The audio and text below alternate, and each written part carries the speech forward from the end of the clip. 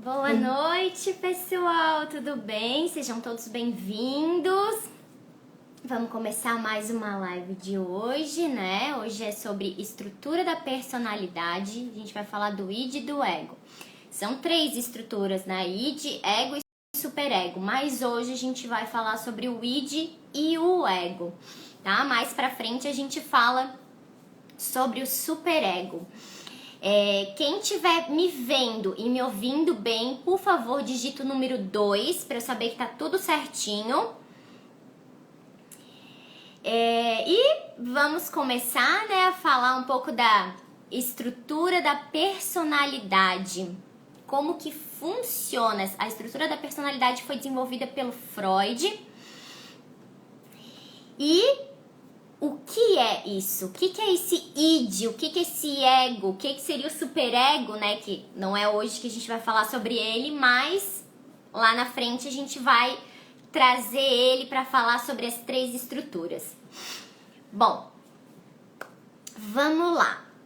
O que é o id? Bom, para começar, o que é a estrutura da personalidade, né? É como o indivíduo vai se formando, né? Como ele vai vendo a realidade, como os pais vão apresentando a realidade para ele, o meio externo, o pai, a mãe, né? Então é assim que ele vai desenvolvendo. Mas começando lá quando a criança nasce, né? Quando é bem bebezinho, ele só tem uma estrutura, que é o id. O id é aquela satisfação imediata. Eu quero, eu tenho. Então, por exemplo, a criança chora, ela tem o leite. A criança chora, ela é pega no colo. A criança chora, ela vai ser limpa. A criança chora, ela tem o desejo dela atendido imediatamente. A mãe faz esse papel, né? A criança chorou e a gente já tá atendendo o desejo dela. Então o id seria basicamente isso, nosso desejo atendido, a nossa satisfação imediata. Eu quero, eu tenho, e é agora, né? Mas o que vai acontecendo? Dá pra gente ficar só com essa estrutura da personalidade, só com o id? Como é que fica, né? Como é que vai ser? Imagina se nós adultos só tivesse o id. Ou se o id, de repente, aparecesse muito mais vezes na nossa personalidade do que o ego ou do que o superego. O que será que ia acontecer, né? Eu vou até depois dar um exemplo para vocês de um filme, né? Para retratar essa questão do id e do ego. O id é a satisfação imediata e o ego é a nossa realidade, o eu. Bom, o que acontece? Como é que o ego então aparece? Primeiro que a mãe, ela funciona como se fosse como um ego auxiliar para o bebê. Ou seja, ela é o eu do bebê, porque naquele momento a criança acha que ela tá ainda junto, dentro da mãe, ela faz parte da mãe, né? Então ela não se vê separada. Então tudo que a mãe tá fazendo, tudo que a mãe tá atendendo ali para a criança é como se ela fosse um ego auxiliar para a criança, porque ela ainda não tem o ego, ela não tem o eu. Então, a mãe seria o eu auxiliar do bebê. Bom, mas o que acontece para daí surgir o ego? Quando vai começar a surgir o ego na criança? Nós dissemos na psicanálise que é quando é aplicado a lei. Amanda, mas que lei é essa? A lei do pai, a lei do meio externo. O que acontece com essa lei do pai que a gente chama? É o pai castrando a criança. Para o menino a gente chama de castração e para a menina a gente chama de privação. Então o que acontece? Para a menina seria a mãe, né? E para o menino o pai. O que acontece? A criança tá lá e ela tem todos os desejos dela atendido. Porque ela chora, a mãe atende imediatamente. A mãe pega no colo, a mãe coloca para dormir junto, a mãe tá ninando, a mãe tá pronta para atender a criança a hora que ela deseja. E com o passar do tempo, isso não pode acontecer, né? A gente não pode ficar satisfazendo os desejos da criança pelo resto da vida, porque senão como é que vai ser? Isso também causa lá na frente, na idade adulta, sim, muitos problemas, transtornos psiquiátricos, que também não é um assunto para essa hora, mas a gente pode falar um pouco mais lá na frente. Então, o pai chega e fala assim: opa, não tem, essa mãe não é só sua. Você não tem essa mãe só pra você. Por exemplo, vou dar aqui pra vocês um exemplo no sentido assim, ó. O bebê chorou, a criança chorou, e a mãe pega e coloca no quarto, no meio ali da cama, do pai e da mãe. Só que a criança já tem o quartinho dela, já dorme sozinha, mas é claro, ela quer o desejo dela satisfeito, ela quer ficar ali porque a mãe pertence a ela. E ela sabe disso, a criança sabe, a mãe é minha e de mais ninguém. Então eu posso ter ela a hora que eu quiser. Como se fosse, né? Então a mãe vai lá, pega a criança e coloca no meio para dormir. O que o pai faz? Ele aplica a lei. O que seria essa lei? Não, ele tem o quarto dele, ele vai dormir no quarto dele. Ele não precisa estar dormindo aqui. Pode estar lá, fazer ele dormir, mas ele não precisa estar ali na cama com eles, né? Porque ele já tem o quartinho, ele já dorme ali no quartinho dele sozinho. Mas o que acontece? A mãe, ela sempre como se estivesse protegendo. Não tô dizendo de proteger no sentido de algo ruim. Mas pra mãe, né, a gente sabe que o filho pode ter 15 anos e vai continuar sendo bebê. A gente geralmente chama assim, as crianças vão crescendo, vão ficando adolescente e parece que são ainda os nossos bebezinhos. Mas não são não, eles crescem e a gente tem que permitir isso. Porque isso também é uma questão que traz problemas psíquicos. Isso tudo a gente pode ir falando lá na frente. Hoje o nosso foco é mais o id e o ego, essas duas estruturas da personalidade. Então o pai vai lá e diz assim, não, ele tem o quarto dele, ele vai dormir no quarto dele. Ele fez o quê? Ele aplicou uma lei nessa relação de mãe e filho. Ele castrou. O que quer dizer castrou? Ele cortou esse cordão umbilical que a criança acha que ainda está ligada com a mãe. Por isso da satisfação imediata. E por que a gente fala que a criança quer tudo, quer o desejo atendido na hora? Quando ela tá lá quando a mãe tá gestando, a criança precisa fazer algum esforço, bebê? Nenhum.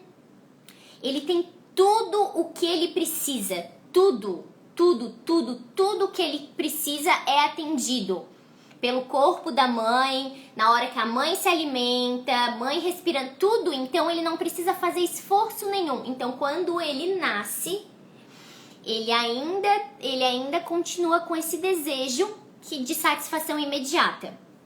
E é assim mesmo, tá, gente? Essa é a estrutura do recém-nascido, que vai até uma certa idade, que a gente diz 1 ano, 1 ano e meio, 2, né? Dependendo de como o pai aplica essa lei, ou seja, como o pai faz essa separação, essa castração. Sempre quando eu falo de castração, é no sentido de separar. Dizer, a mãe não é sua,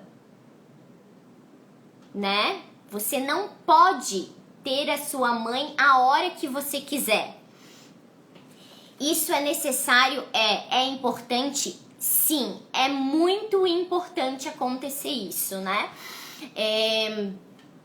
Isso já é uma parte do complexo de Édipo, né? Que todo mundo passa. O menino é complexo de Édipo e a menina é complexo de Electra. Que nem eu falei, o menino é castração e a menina é privação. Por que a gente fala que o menino é castração? Porque o menino tem o falo. O que é o falo? É o pênis, né? E a menina não tem. Então o menino é castrado e a menina é privada. Bom, deixa eu ver aqui no meu roteirinho. O que acontece com a gente sempre fala assim, a mãe, tudo que os pais fazem afetam a criança. E eu digo no sentido de afetar, não é só coisa boa. O afeto pode ser uma coisa ruim. Afeto é você afetar outra pessoa positivamente ou negativamente. E como que a mãe pode afetar essa criança? Inconscientemente com os desejos dela. Como que ela olha para essa criança? Que desejo ela tem sobre essa criança? Tudo isso, às vezes a mãe não precisa falar, a mãe não precisa verbalizar, mas a criança já consegue, como se fosse absorver o que está acontecendo em volta dela, o que está acontecendo ali no ambiente. Então, muitas vezes a gente fala assim, nossa, mas eu nunca falei isso, eu nunca disse que, por exemplo, a mãe tem medo de alguma coisa, mas ela nunca falou que ela tinha medo de alguma coisa. E de repente a criança tem esse mesmo medo. Por que será que a criança sabe que ela tem esse medo? Às vezes por uma reação, por uma expressão facial, pelo modo como ela se comportou naquela situação. Então a criança fez a leitura da mãe. Opa, ela tem medo disso. A criança sabe, tá lá no nosso inconsciente. Lembra, o id é o inconsciente.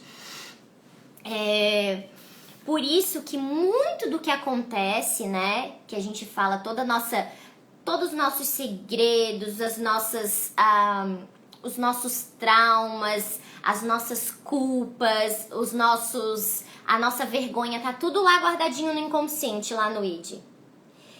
E se de repente acontecesse assim, tem o id e tem o ego, e o id e o ego permitisse que tudo que tem lá no id fosse para ele, fosse para a consciência, a gente não ia suportar, porque seria muita coisa. Por isso que o id, ele só faz assim, ele solta só um pouquinho do que acontece, do que tá lá no nosso inconsciente. Ah, como que ele solta? Por exemplo, tem uma portinha. Eu abro essa portinha, deixo um pouquinho sair e fecho. O ego faz isso. Ele não permite que tudo vá para a consciência, porque senão a gente não consegue aguentar. Imagina se a gente lembrasse de cada coisa ruim, ou cada coisa...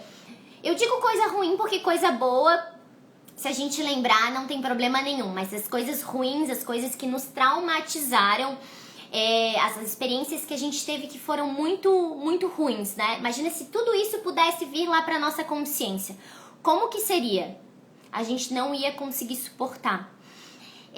Esse também não é um assunto para agora, mas eu vou dizer como que acontece isso de o inconsciente pegar Desculpa, vou reformular.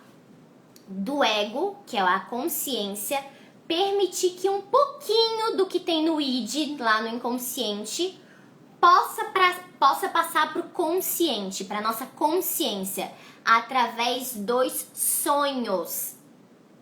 Por isso que a gente sempre diz que todo sonho tem algum significado. Ah, mas eu sonho com coisas muito, muito esquisitas, muito assim, não tem fundamento que eu sonho.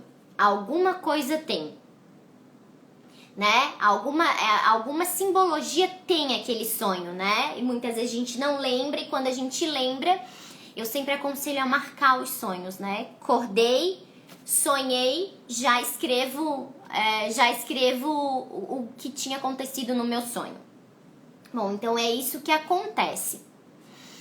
É isso que acontece no nosso inconsciente, no nosso consciente. Bom, vamos lá. Então a formação do ego é quando aparece essa lei, quando começa a percepção da lei para a criança. Ou seja, é a parte do pai, é na hora que o pai entra é que o pai entra em cena como se fosse. Então, ele já coloca aquela lei dizendo, opa, tua mãe não vai satisfazer todos os teus desejos, porque eu tô aqui. Ela não é sua, né? Um exemplo que eu vou dar, crianças muito pequenas, quando elas pegam alguma coisa, nós normalmente falamos o quê? Ah, ela roubou, porque ela pegou de alguém, escondido. Vocês já ouviram que a criança nunca fala essa palavra? Ela fala, eu peguei, é meu, eu tomei. Porque é isso mesmo que ela pensa, ela tomou aquilo. E o que que aquele objeto significaria? A mãe, ela tá pegando de volta o que é dela. Como eu tô pegando a minha mãe de volta. Não tô roubando a minha mãe, porque ela já é minha, então esse objeto é meu, ela é minha, eu só pego de volta. Então, por isso que quando a gente fala que a criança roubou alguma coisa, não, ela fala, eu peguei, e é meu. Ela ainda diz, né, que é dela, mesmo não sendo dela. Bom, então é isso. O que acontece também em questão da agressividade, né, nesse período aí do id, do ego, né? Por que a criança muitas vezes fica agressiva? Porque ela quer ela quer mostrar, por exemplo, que o que está acontecendo, aquela lei que o pai está estabelecendo, ela não está gostando, ou seja, ela está com raiva daquela lei, porque ela tinha até então a mãe era só dela, todos os desejos dela eram atendidos, chegou o pai, fez essa separação, fez essa castração, e o que aconteceu? A criança não gostou dessa situação, claro, porque ela vai relutar contra isso, ela não vai querer.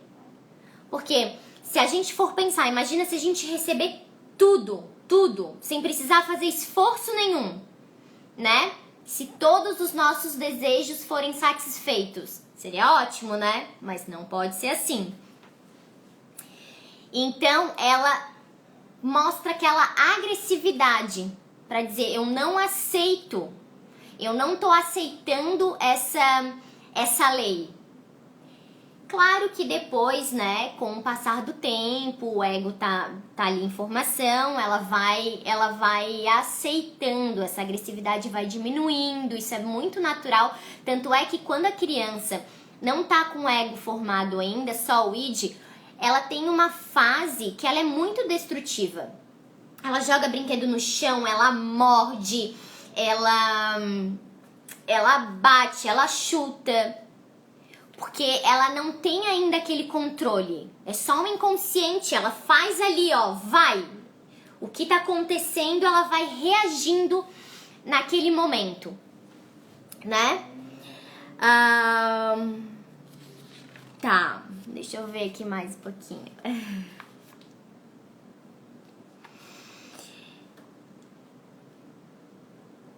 Bom, então... Como é que a gente vai fazendo pro ego aparecer, né? Por exemplo, o ego são vários pedacinhos de situações que vão acontecendo, várias cenas, várias situações. E o que a criança vai fazendo? Ela vai juntando essas cenas, vai formando o ego. Mas se a criança não conseguir fazer essa junção dessas situações, dessas experiências que estão acontecendo, a gente diz que o ego fica fragmentado, ou seja, desmembrado. E o que resulta disso? Aquele transtorno de personalidade múltipla. O que é transtorno de personalidade múltipla? É quando uma pessoa tem várias personalidades. E aqui que eu vou entrar com a questão do filme que eu falei que eu ia indicar pra vocês. Desculpa, gente. Como é que é o filme? Não sei se alguém já viu esse filme. eu vou explicar um pouco do que acontece ali da questão do id e do ego, que é o fragmentado. Aquele ator que faz o papel daquele menino, né, que sofreu alguma coisa lá na infância. Ele não conseguiu, que o ego não conseguiu juntar essas partes, ficou fragmentado o ego dele, por isso o nome do filme, e ele desenvolveu muitas personalidades. Ali no filme dizia que ele tinha 23 personalidades, né? E a 24ª é o que a gente vai falar, que a 24ª é só a personalidade do id, ou seja, só satisfação imediata, só o impulso, só o inconsciente. Então, o que aconteceu ali? Para explicar direitinho a questão de fragmentação, da fragmentação do ego, né? No filme aparece ele debaixo da cama e a mãe com alguma coisa para bater nele, embaixo, abaixada, né, na cama também, chamando o nome dele completo, para ele sair debaixo da cama. Aquilo ali para ele foi uma cena traumática. Lembra que a gente falou sobre as cenas traumáticas? Tem um quadrado, por exemplo, a cena é um quadrado, um triângulo. A cena é um triângulo. Só que entrou só lá no consciente dele, só no entendimento dele, a pontinha do triângulo. Ou seja, ele não conseguiu entender, compreender toda a situação,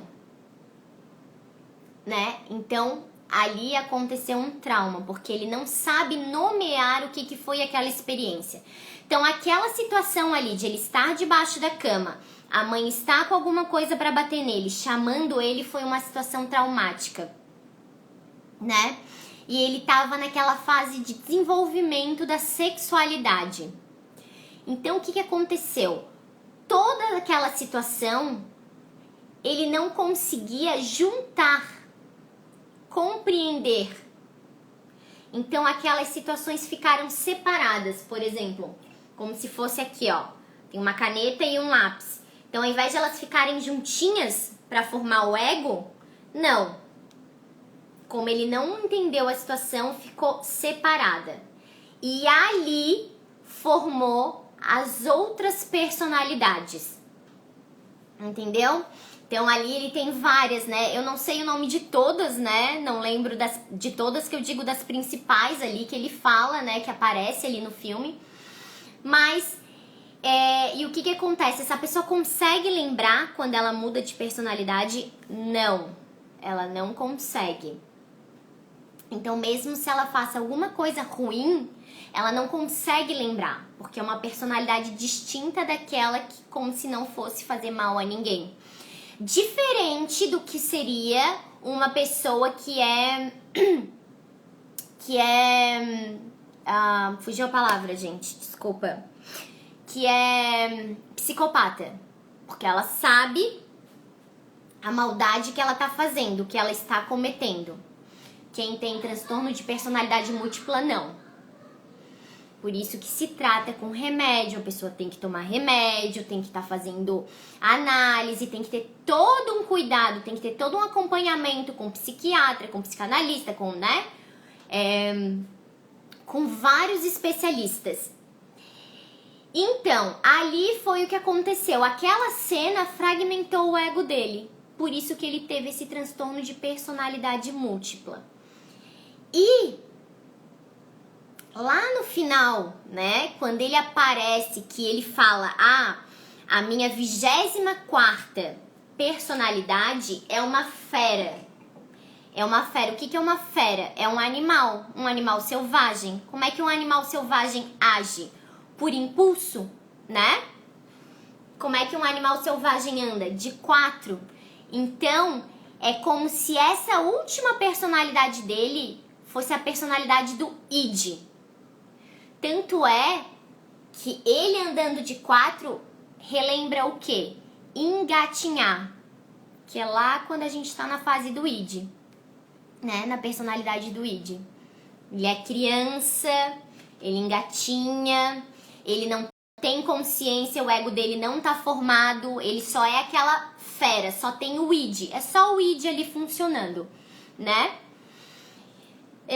Bom, gente, seria isso da questão do id e do ego, né, pra apresentar, pra dar o exemplo ali do filme pra vocês.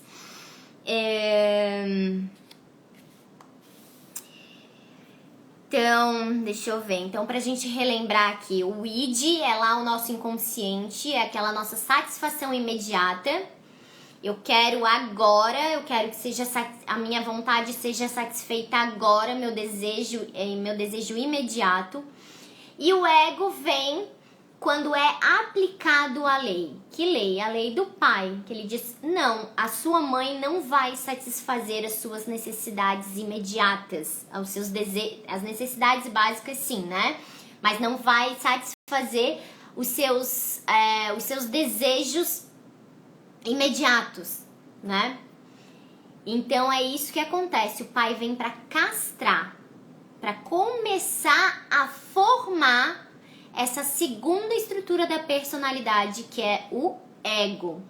E claro que a gente tem uma terceira ainda, que é o superego, mas que hoje a gente ainda não vai falar sobre ela. Mas a gente entra depois em mais detalhes e vamos falar das três juntas, né? Das três estruturas da personalidade. Queria saber de vocês se vocês têm alguma coisa para me perguntar, se ficou alguma dúvida em relação a isso, né? Ou se ficaram com alguma curiosidade, que quiserem saber, né? Tô aqui para responder para vocês. Vou dar um tempinho aqui para se alguém quiser perguntar alguma coisa, tá, gente? Fiquem à vontade.